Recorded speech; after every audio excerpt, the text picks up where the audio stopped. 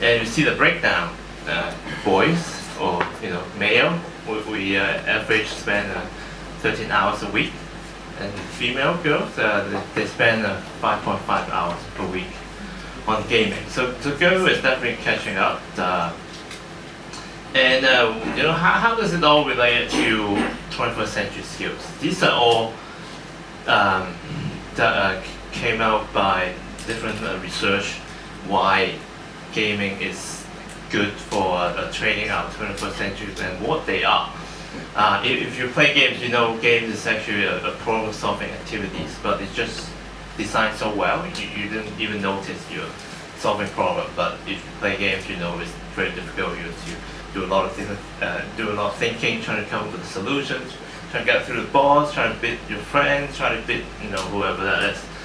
So it's the problem-solving skills definitely be changed, and because you have to come up with a lot of strategies, so strategic thinking as well.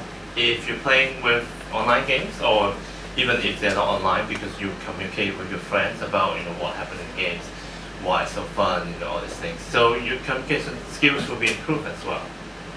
And this is the most, probably we could guess that because game has so much graphics and text information in it, with the process it within seconds and make the decision. So attention, vision, cognition will be improved as well. So just imagine if somehow we can incorporate gaming or the gaming principle into our regular education, which normally our regular traditional education aren't really good at training the 21st century skills. So this is one of the biggest reason why I advocate that we bring games into the regular traditional education, which could be used for enhancing the most important skill set that our kids will need, as Eric mentioned, in the workplace, which we don't really do anything special in our regular traditional education. Well, and actually this is the part that I'm going to show an example, which I'll leave it to Dr. Chu to elaborate more. I try to keep things first.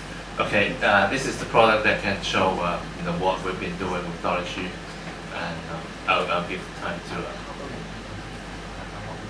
Okay.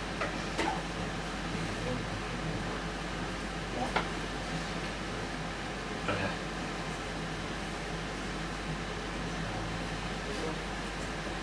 I thought you could show a system, a platform that he has been working on.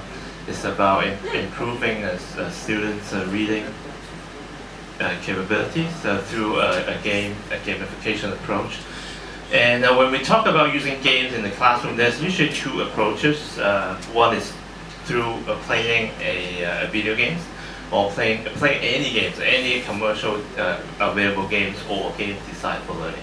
Or we could help them to enable students to make their own games, which is another different ideas that we could do. Enable them to be the creator, to be creative, to create their own games, and through that process.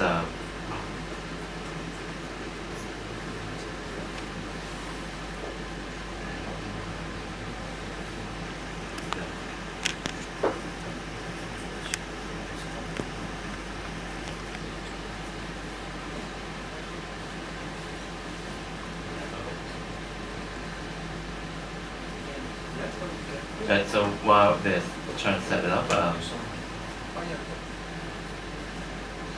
so we do a lot of work with primary and secondary students. When you think about creating games, you might think, oh, it needs to be an older kids to do it. We actually start as young as 7 or 8 years old.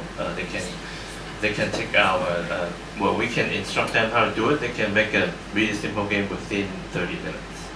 Because nowadays the game making tools is really easy. Or using Minecraft. Do you guys make Minecraft? No.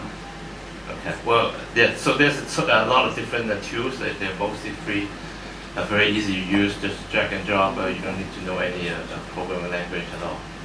That's a very good way to learn different subjects as well. The way if we use game making is that we will give them a special topics. Say anything that they're not interested. It could be from how electricity works to how the law works in the society. So the first step they will need to do is going to do some research on that particular topics and then figure out which part can be turned into a game, and then they will start making the game. Okay, I'll give the time to Dr. Xu. Okay, thank you, Frankie. I guess I'll just talk for 1 minute maybe. Now, so we build this we build this thing called Reading Battle, 閱讀大挑戰, to give kids an opportunity to learn how to read in a fun way. Now, in this 閱讀大挑戰, we have created about 400. We have created questions for about 400 books, half in English, half in Chinese. So for each book, we create about 30 questions, and then our system will generate 10 questions for each battle. For each, you can call it a e-quiz actually. Yes, something like this, 10 questions. Now, so in fact, this is a reading test, reading comprehension test. Now, but then because we make the platform very interesting, and so many kids got motivated to come here to challenge their understanding of various books. Now, in order that the kids can do well here, first of all, they need to read. If they don't read well, then they cannot get good results. So our idea is through this platform, we motivate them to read a lot, and then the result of reading a lot, then of course they will be good in reading ability. Now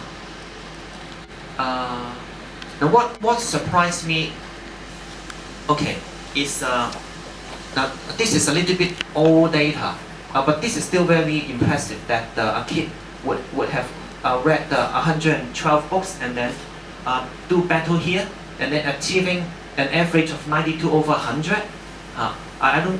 Maybe I cannot do it. Now, but in fact, the newest score is the kid has one of the kids has answered books for over 150 books, also achieving an average score of about 90 over 100. Now, and besides, let's see. Okay, now I don't have time to show you actually I probably can. Now, there are 3 rankings in here. So one ranking is a life score. We wrote this out roughly about a year ago. And then another ranking is a term score, 3 terms a year. So September to January 1 term, February to June another term, and then summer term, July and August. Now, so the blue one is the term score. And what surprised me is for term score, although it's only about 6 weeks, but then if I show you the real one, then you know